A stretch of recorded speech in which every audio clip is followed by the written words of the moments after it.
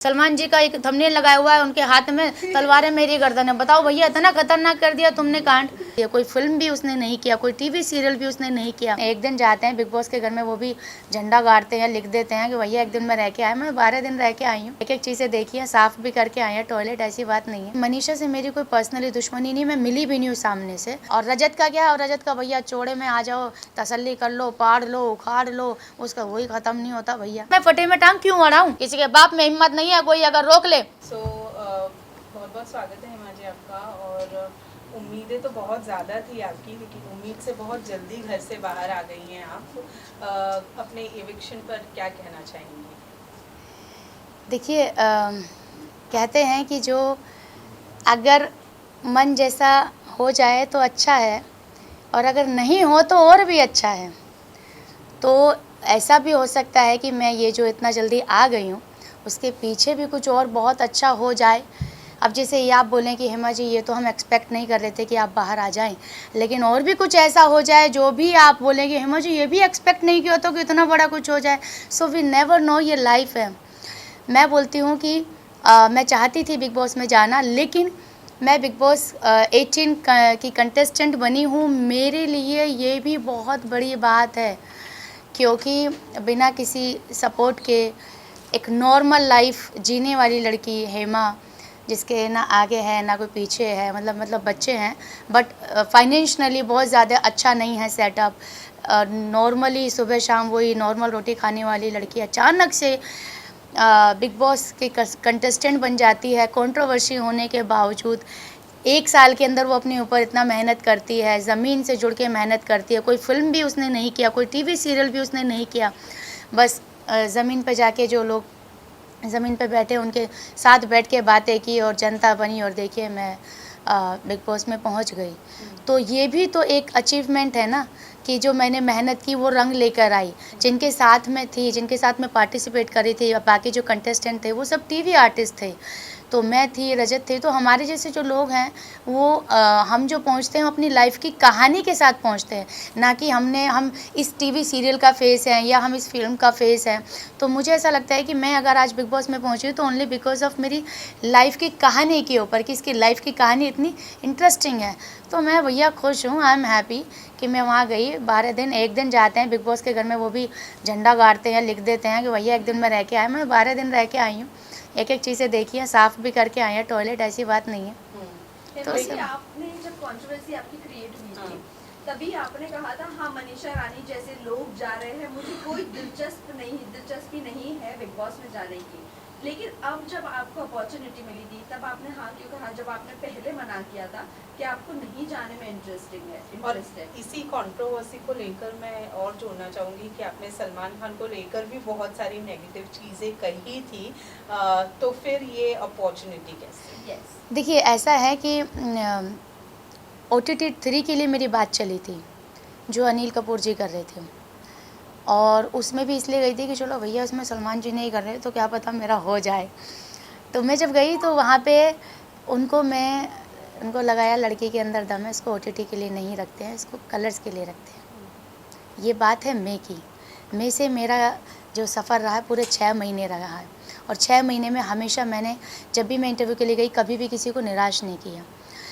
दूसरी बात, मनीषा रानी की, आई थिंक मनीषा रानी के बारे में मैंने अगर कभी बोला हो, क्योंकि मनीषा से मेरी कोई पर्सनली दुश्मनी नहीं, मैं मिली भी नहीं हूँ सामने से, और मुझे पता भी नहीं वो क्या करती हैं। मतलब करती थी, अभी तो भगवान की कृपा से she is doing really good.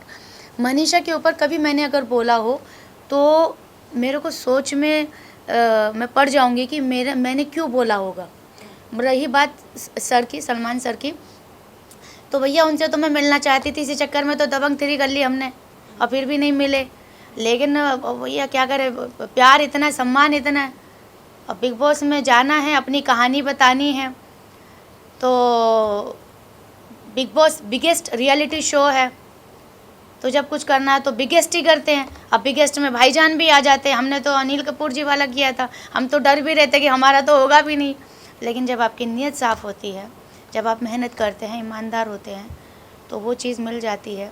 हम तो बात सेल्फी के कर रहे थे, हम तो बराबर में खड़े होकर बातचीत करके आए हैं, हम तो रह के आए हैं और हिस्ट्री बना दी है। तो जो आपने बात बोली है वो प्री प्लानिंग कुछ भी नहीं था। आज अब मेरा इंटरव्यू ले रहे हैं, अब मैं यहाँ पे किसी और का नाम बोल दूँ तो भैया वही अपलोड हो जाएगा, फिर कभी जब दोबारा इंटरव्यू होगा तो उसके शख्स के बारे में बोला जाएगा। तो वो इंटरव्यू भी वैसे ही था, वीडियो थी वायरल भाभी की बात की, लेकिन वहाँ पे जिक्र आ गया दबंग 3 का और वो किस्से का, और हमने बता दी हकीकत जो हुआ था। उसमें हमारे आँख में ऐसे आंसू भी निकल गए, वो अपलोड हो गया, तहलका मच गया। तो हमको तो ये बोला था कि अब तुम्हारा करियर ख़त्म। मैंने बोला था, मैंने कहा भैया करियर मेरा सलमान खान ही बनाएंगे, और उस बीच में मैंने कोई काम नहीं किया। लेकिन आपने उस इंटरव्यू में आपने कहा था कि उनके बाउंसर ने आपको हाँ, नहीं दिया। हाँ। तो जो अभी आप अंदर थे बिग बॉस में, तो आपने सलमान से से क्यों बात नहीं शेयर किया? हाँ, नहीं की ना, क्योंकि सलमान जी ने पूछी नहीं। तो जब सलमान जी ने पूछी नहीं तो मैं होती कौन हूँ ये बात सामने से रखने वाली। सलमान जी को तो जब मैंने बोला मैंने दबंग 3 किया तो उन्होंने बोला अच्छा दबंग 3 किया आपने, तो जब उनको यही नहीं पता तो वो मुद्दा क्या पता होगा। लेकिन आपको क्या लगता है कि लेकिन आपको लगता है कि आपने जो एक्सपेक्ट किया था वही आपके साथ स्टेज पर हुआ, आपके साथ जस्टिफाई हुआ? आपको लगता है प्रीमियर वाले एपिसोड में आपके साथ जस्टिफाई हुआ? आपने जो बाहर बातें की थी कि सलमान खान आपसे बात नहीं कर रहे, मिले नहीं, ये नहीं हुआ, वो नहीं हुआ, लेकिन हमें एज अ व्यूअर हमें नहीं लगा कि आपकी बातों को सुना भी गया है वहाँ पर, लेकिन आपको क्या लगा हुआ वहाँ पर आपके साथ जस्टिफाई हुआ स्टेज पर? हाँ, मुझे ऐसा लगता है सलमान जी मेरी जो बातें मैं कह रही थी बराबर सुन रहे थे। इसी चक्कर में तो उन्होंने मुझे पूछा कि अच्छा ये बताइए आपका नाम क्या है, आप हैं कहाँ से। फिर उन्होंने शादी वाली बात भी मेरी पूरी बराबर से सुनी है, तो उन्होंने पूरा अटेंशन दिया है। बात यहाँ तक की आई है कि आप तो बड़ी सुंदर है, आप कैसे बोलती हैं। तो आई थिंक मेरा इंट्रोडक्शन बहुत अच्छे से हुआ था। क्लिप क्या गई है इंट्रोडक्शन में मुझे पता नहीं, वो मैंने देखी भी नहीं है। मैंने उनके साथ डांस भी किया, मतलब मैंने बोले तो उन्होंने मुझे पूछा आप वायरल भाभी बन के जा रही हैं, आप वायरल भाभी क्यों हैं, तो मैंने बताया। अच्छा अब बात बच्चे की आती है, फैमिली मेम्बर कौन है, कहाँ से हैं आप, सारी बातें आई हैं। अच्छा खासा मेरा इवन मेरी सिंगल एंट्री हुई है, जबकि 2-2 लोगों की हुई थी, बट आई एम ब्लेस्ड कि मेरे अकेले की हुई है। मैंने क्या वायरल भाभी बन के क्या क्या करेंगे, अंदर खाना बनाएंगे तो कैसे करके दिखाइए, मैंने करके दिखाया। झाड़ू लगाएंगे तो कैसे करेंगे, करके दिखाइए। अच्छा जिम करेंगे साड़ी पहन के तो करके दिखाइए। I did everything and he was very happy. और बहुत लंबा कॉन्वर्सेशन हुआ, और इवन यहाँ तक भी हुआ कि मैंने बोला कि हाँ कि मैंने सुना आप लक्ष्मी हैं, आपके पैर लक्ष्मी है। मैंने कहा हाँ ऐसा बोलता है, फिर मैंने अपने पापा की स्टोरी सुनाई, ऐसा वो सब बोले अच्छा ओके। उनको कुछ मान के आप मैंने सुना आप हेमा मालिनी जी के आपको पसंद है, हेमा मालिनी आपके कहीं मैंने इंटरव्यू में सुना था, तो मैंने कहा मेरा नाम भी Hema, so thank you to my parents कि उन्होंने मेरा ही नाम हेमा रखा, तो बड़े खुश हुए। तो मेरा बहुत लंबा कॉन्वर्सेशन उनके साथ हुआ है इंट्रोडक्शन इस पे स्टेज पे, बट ये वाली बात कहीं नहीं हुई कंट्रोवर्सी वाली। जब अगर वो पूछते तो मैंने जिस कॉन्फिडेंस के साथ ये बातें बताई हैं मैं वो भी बताती कि सर मैं सिर्फ आपसे मिलना चाहती थी। मतलब ये है कि सलमान सर तक जो बात पहुंचती है, मतलब उनको पता ही नहीं था, और कहीं ना कहीं आपको भी ये लगा कि सलमान खान की इमेज को लेके आप मतलब आपको लगा कि गलत है सलमान खान की? सलमान खान जी की इमेज को लेके मैंने कभी किया ही नहीं। उनके जो आसपास रहते हैं उनके बारे में मैंने हमेशा बोला। सलमान जी को मैंने कभी सलमान जी मैं तो ना सलमान जी ने मेरे को धक्का मारा। ये तो फिर जब थंबनेल बनते हैं तो भैया फिर गर्दन यहाँ सलमान जी का एक थंबनेल लगाया हुआ है, उनके हाथ में तलवारें मेरी गर्दन है। बताओ भैया इतना खतरनाक कर दिया तुमने कांड, उसको देख के मैं डर गई कि बताओ यार खौफ सलमान खान, और भैया मगर सही से लगा लेता यार। तो चीज़ें आपको पता है कैसे निकलती है, क्या बोलते हैं और क्या निकल के आती है। अच्छा आपने बिग बॉस जर्नी की अगर मैं बात करूं तो आपको लगता है जिस तरीके की पर्सनैलिटी आप है जो अभी तक हम जान पाए हैं, अगर आप इंडिविजुअल गेम खेलती तो शायद अभी तक घर में टिकी रहती, भेड़ चाल में चलने की वजह से आप जल्दी घर से बाहर आ गई? नहीं भेड़ चाल तो मैंने कभी चली नहीं, क्योंकि मैंने कभी इधर की उधर की नहीं। मैं इसके साथ बैठी इसकी सुनी, इसके साथ बैठी इसकी सुनी, अरे भैया इसको भी खाने की पड़ी है, इसको भी खाने की पड़ी है, और वहाँ पे ना ग्रुप बना लिया। चूँकि मैं अपनी इंडिविजुअल लाइफ बाहर से खुद जीती हूँ, ना मायका है ना ससुराल में, अपना डिसीजन खुद लेती हूँ, अपनी लाइफ खुद चलाती हूँ। तो मेरा वही है कि जो मेरे को सही लगा मैं इसके पास जाके बैठी। वहाँ पे क्या हो रहा है, ग्रुप चल रहे हैं, अब किसको नॉमिनेशन डालना है, यार इसका ये ठीक नहीं है, तो अगर तुम ये आपके साथ है तो आपका झगड़ा होगा तो ये साथ में आएंगे। तो भैया जब यहाँ तुम्हारे ग्रुप चल रहे हैं, मेरा तो झगड़ा किसी से नहीं है, तो मैं फटे में टांग क्यों अड़ाऊँ। जब मेरी बात आई, जब मैंने सोचा कि इनकी तो ईगो ही ख़त्म नहीं हो रही है, राशन ही नहीं मिल रहा है, ये कोना पकड़ के सॉरी बोल रहा है, वो बोल रहा है मेरी ईगो ख़त्म नहीं हो रही, जब मेरा पारा फूटा, अरे भैया तुम लोगों ने कमाल कर दिया, खाना खाना खाना खाना, उसको राशन क्या मिला, उसको लगा मैंने संसार जीत लिया। मुझे भी खाना मिला था, मेरे भी अंदर भी लालच आया था, लेकिन बाद में वो खत्म हो गया अगले दिन ही कि भैया अब जेल से बाहर निकालो, राशन पकड़ो, मुझे जेल से बाहर निकालो। बट आई थिंक अविनाश ने वो कैरेक्टर बहुत सीरियसली ले लिया। मैं बाहर लोगों को खाना बांटती हूँ, और जब मैंने एक ही दिन, जब मुझे लगा मेरे अंदर पावर आ गई है, अब मैंने एक दिन खाना कंट्रोल किया, तो मैंने देखा यार भूखे मर रहे हैं वो तो आपस में, अरे यार आज खाना कम मिला। मैंने कहा भैया मैं खाना कम नहीं दे सकती, यार खाना लो, बिग बॉस ने खाना खिलाने के लिए ही भेजा है। अगर मैं आप लोगों का बिग बॉस को खाना दिया हुआ आप लोगों को नहीं दूंगी तो ये गलत बात होगी। गेम अपनी जगह, खाना अपनी जगह।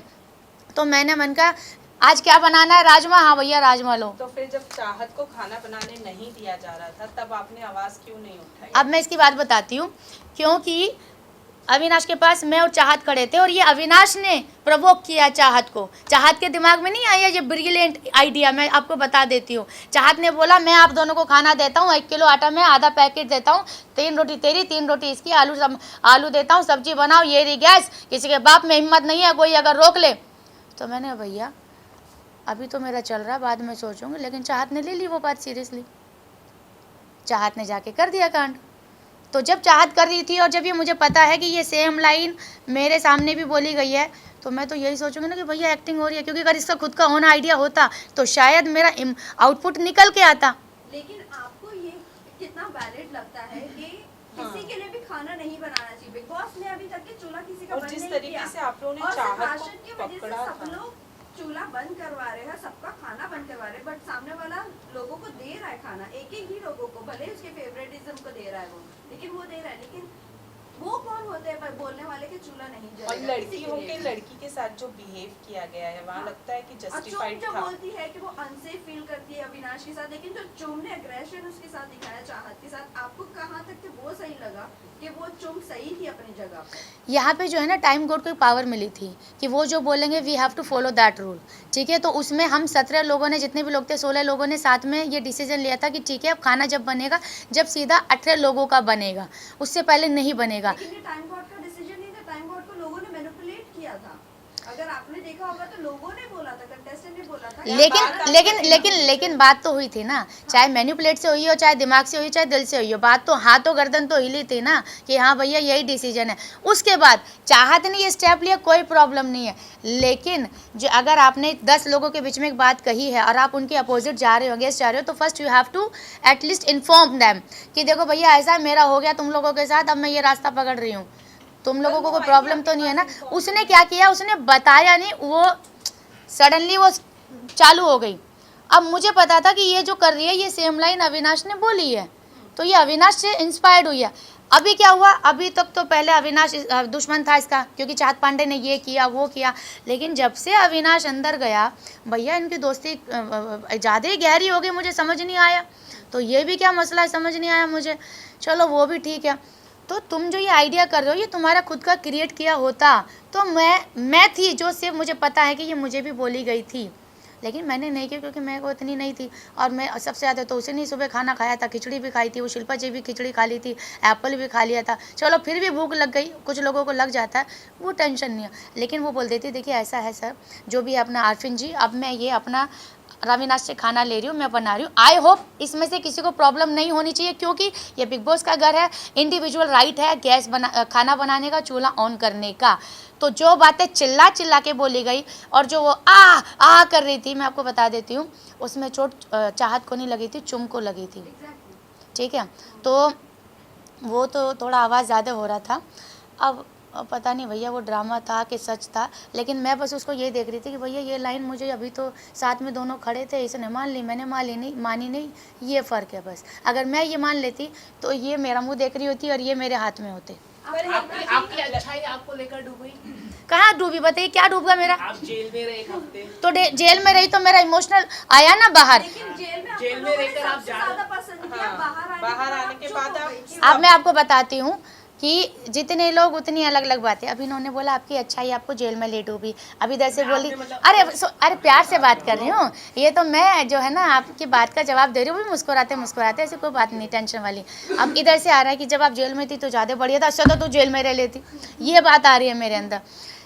तो ये जो है ना, जब ये वाले वीक में तो मैंने अपनी बलि वापस से चढ़ाने के लिए तैयार भी हो गई थी। जब राशन की बात थी अविनाश के चक्कर में, मैंने कहा गॉड टाइम को बोला, टाइम गॉड को, मैंने कहा मैं चली जाती हूँ पर मेरे को लिखित में दे दो कि मेरे को इस बार जल्दी निकाल लेना गारंटी के साथ।